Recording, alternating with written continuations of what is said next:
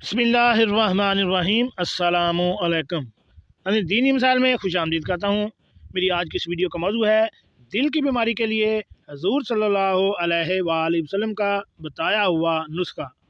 दिल की हर किस्म की बीमारी हमेशा के लिए ख़त्म। वो कौन सा नुस्खा है, कैसे तैयार करना है और कैसे इस्तेमाल करना है, उसके बारे में मैं अभी आपको तफसील से बताता हूँ।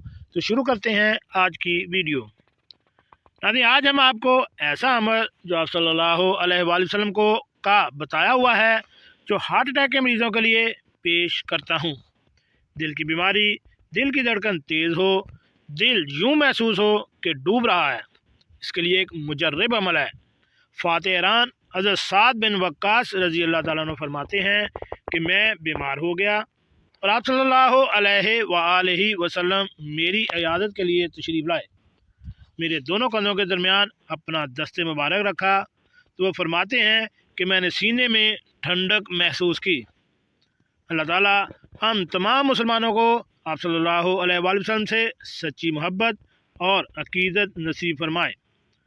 हज़रत साद बिन वक्कास रज़ी अल्लाह ताला अन्हु को जब आप सल्लल्लाहु अलैहि वसल्लम ने देखा तो फरमाया कि इनको दिल का दौरा पड़ा है, इन्हें सकीफ़ के हकीम हारिस के पास ले जाएं और कहें कि इन्हें मदीने की अजवा खजूर की 7 गुठलियाँ पीस कर निहार मुँह खिलाई जाएं। ये दिल के लिए बहुत ही मुफीद हैं।